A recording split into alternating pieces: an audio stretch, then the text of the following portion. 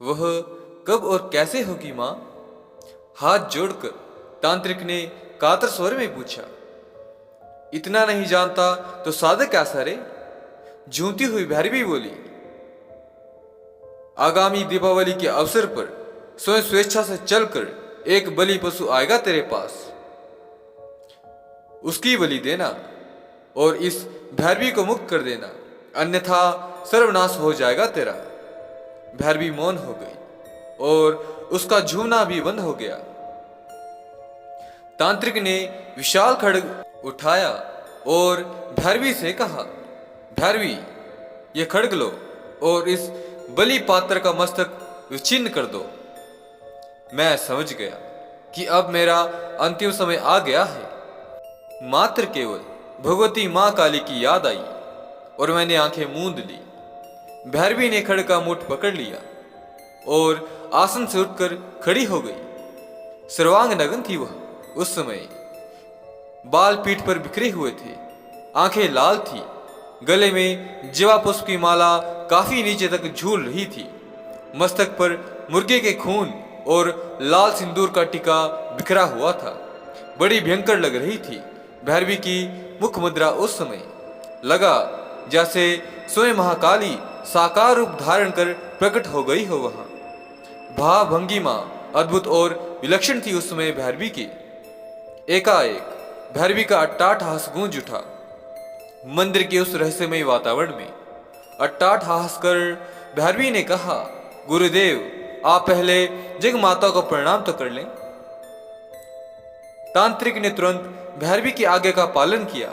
कमर में दोनों हाथ बांधकर और घुटने टेक कर भूमि से मस्तक टेक दिया। तांत्रिक ने श्रद्धा भाव से त्रिकाल ज्ञान की प्राप्ति की कामना के वशीभूत वह वज्र तांत्रिक भला क्या जानता था कि अभी एक क्षण में क्या अनिष्ट होने वाला है। यदि जानता होता तो कभी भी इस प्रकार प्रणाम न करता। वह जो होना था वही किया भगवती जगतारिणी ने। पलक झपकते ही खड्ग को दोनों हाथों से सिर के ऊपर तान कर भरपूर वार किया। पूर्ण नग्ना भैरवी ने सिर कटकर लुढ़क गया मां महामाया के चरणों में अघोरेश्वरानंद का। चारों ओर खून ही खून। उस खून से लथपथ तांत्रिक का धड़ कुछ देर तक छटपटाने के बाद शांत हो गया। भद्रेश्वर कुछ समझे इससे पहले ही उसका भी सर कटकर अलग हो चुका था और वह कटे भैंसे की तरह जमीन पर गिरकर छटपटाने लगा था। बंधन मुक्त हो चुका था मैं। स्वयं भैरवी ने ही मेरे हाथ पैरों की रस्सी खोली थी। मैं उठकर खड़ा हो गया। आश्चर्य, कौतूहल, संशय और भय के मिले जुले भाव से देखने लगा मैं उस पूर्ण निर्वसना भैरवी को। उसमें उसके चेहरे पर ऐसा विलक्षण दिव्य भाव था जिसे समझा तो जा सकता था लेकिन व्यक्त नहीं किया जा सकता था। भैरवी की भौराली कजरारी आंखों में करुणा, दया, अनुकंपा के सागर एकाएक लहरा रहे थे। उस समय न जाने क्यों सिसक सिसक कर रोने लगा मैं। मुझे रोता हुआ देखकर भैरवी आगे बढ़ी और मुझे गले से लगा लिया। दूसरे ही क्षण मुझे इस अवर्णनीय अवस्था में ऐसा लगा मानो मां महाकाली स्वयं मुझे गले लगाकर मूक भाषा में कह रही हो, पगले, रोता क्यों है? मैं जो हूं तेरे साथ। साधना मार्ग पर बराबर आगे बढ़ता चल और साथ ही संसार का कष्ट, दुख एवं क्लेश भी झेलता चल। सदैव तेरे साथ रहूंगी मैं। अपने आप को अनाथ एवं एकाकी मत समझना कभी। और तभी बिजली कड़की। विलाप करती हुई तूफानी हवा का एक प्रबल झोंका मंदिर के भीतर प्रवेश कर गया और मां काली के सामने जल रहा पंचमुखी दीपक बुझ गया एकाएक। और फिर चेतना शून्य हो गया मैं। और जब चेतना लौटी और आंखें खुली तो अपने आप को जंगल में पड़ा पाया। सवेरा होने वाला था। आश्चर्यचकित होकर चारों ओर देखा लेकिन न वहां काली का मंदिर था, न तांत्रिक था, न भद्रेश्वर और ना तो वह भैरवी ही। ऐसा लगा जैसे कोई लंबा सपना देकर जगा हूं मैं। झंझना रहा था मेरा सिर। काफी कमजोरी एवं शिथिलता का अनुभव कर रहा था अपने आप में। किसी प्रकार घर पहुंचा। परिवार के लोग चिंतित और परेशान थे। पूरी रात खोज हुई थी मेरी। पत्नी का चेहरा देखा, आंखें सूजी हुई थी। निश्चय ही पूरी रात रोई होगी वह। कहाँ थे पूरी रात आप, और क्या दशा बना रखी है आपने अपनी? सशंकित दृष्टि से मेरी ओर देखती हुई बोली पत्नी। क्या उत्तर देता मैं और क्या कहता मैं? अभी भी पूरी रात की घटना का दृश्य नाच रहा था मेरे मानस पटल पर। यदि सारी बातें बतला भी देता तो कोई विश्वास न करता मुझ पर, पत्नी भी नहीं करती। चक्कर के कारण धम से बिस्तर पर बैठ गया मैं। पत्नी चाय लेकर आई, तभी उसकी दृष्टि मेरे गले पर पड़ी।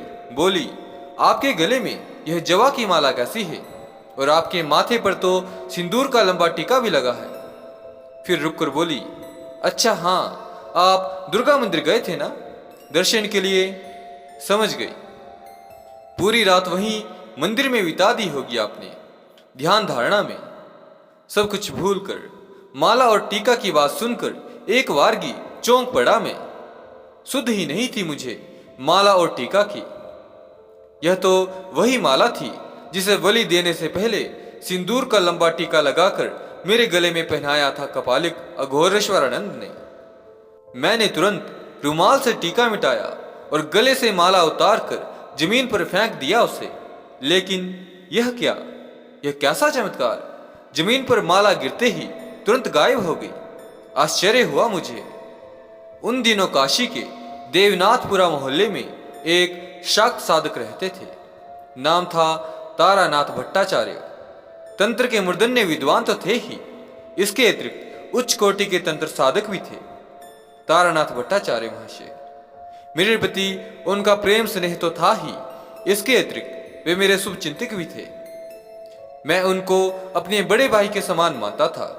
नित्य की भांति ही उस दिन भी गया मैं भट्टाचार्य के निवास स्थान पर। मुझे देखते ही दोनों हाथ ऊपर उठाकर मुस्कुराते हुए बोले, कल कहाँ थे बंधु? बहुत प्रतीक्षा की, फिर अकेले ही माँ की महानिशा पूजा की, चक्रार्चन किया। कल कहाँ था, यही तो बतलाने आया हूं मैं आज आपको। और फिर रात की सारी कथा सुना दी मैंने तारानाथ भट्टाचार्य जी को। आंखें बंद किए मौन सुनते रहे कथा वो।